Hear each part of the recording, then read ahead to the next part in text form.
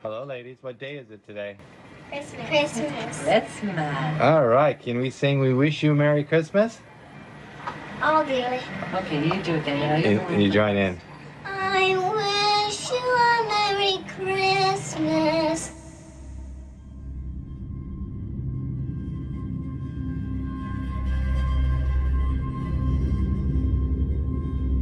I Wish you a Merry Christmas and a Happy New Year. Keep singing. I'm going to show everyone where we are for Christmas. to you and your It's about 6:30 at night. Get in!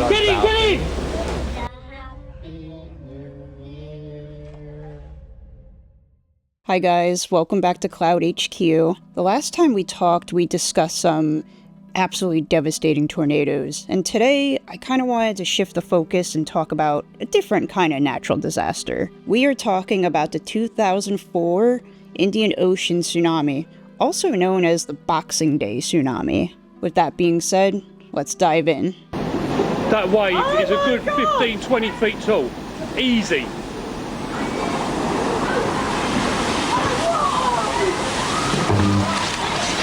Get in! December 26, 2004, the day after Christmas. While the rest of the world was enjoying their holiday season, a truly horrific and unpredictable disaster was just brewing beneath the Indian Ocean. Just off the west coast of Sumatra, Indonesia, massive 9.1 to 9.3 magnitude earthquake would occur, roughly around 7:58 a.m. local time. In fact, it was actually one of the most powerful earthquakes till this day ever recorded in history. It lasted up to 10 minutes. This caused the seafloor to essentially just rupture along a 900-mile fault line. This was just only the beginning of something so catastrophic to come that no one was prepared for.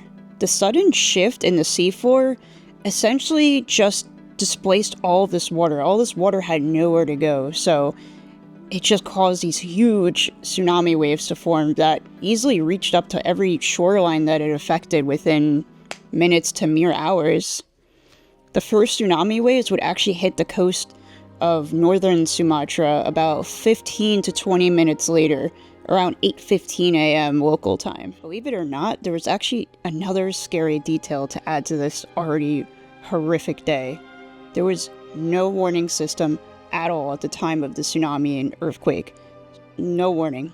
So these people had absolutely no idea what was coming.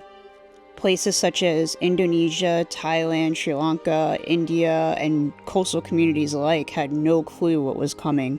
The ocean had receded so dramatically, which is a huge telltale sign that a tsunami is coming after an earthquake, but so many people didn't even know that. In fact, a lot of them went out to get a better look. They'd never seen anything like this before, so they were just putting themselves in total danger. And then the waves came. In some areas, the waves actually reached up to 100 feet high, just crashing into the towns, the villages, with just unforgivable strength. Entire villages were essentially just swept away, buildings reduced to rubble, cars and people carried from inland out to sea just by all of the rushing water. Given just how powerful the tsunami was, the death toll rose quite rapidly. 227,000 people would lose their lives in this disaster, and that was across 14 different countries. In Indonesia alone, more than 167,000 people were killed, many in the province of Aceh, sorry if I pronounced that wrong, which was hit only 15 minutes after the earthquake struck. Sri Lanka and India both saw tens of thousands of deaths.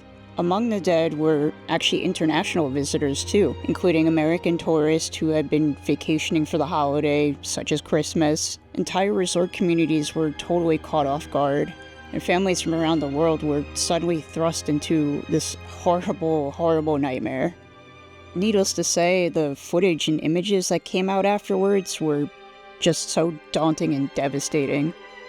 Families running, waves really swallowing whole towns. You had boats that were so large just being tipped over like they were just nothing. And it's just, there was an unimaginable grief that followed these families and survivors and still sticks with them till this day. The world would respond to this utter devastation and its overwhelming amounts of loss and destruction.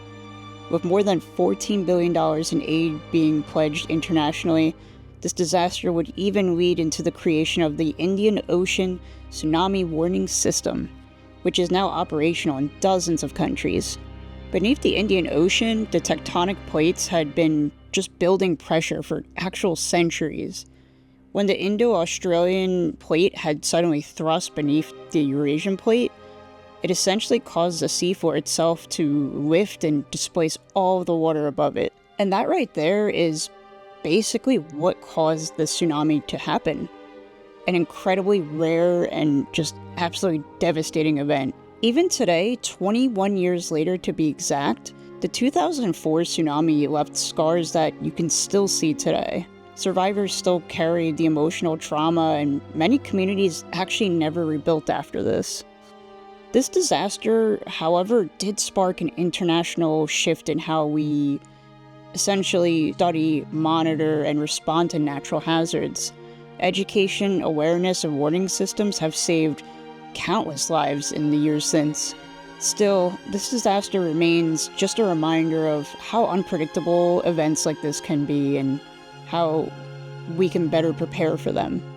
So that about wraps it up for the 2004 Indian Ocean Tsunami, a day that I don't think anybody will soon forget anytime soon. Thank you guys for watching as always, it means a lot to me, and I will catch you next week.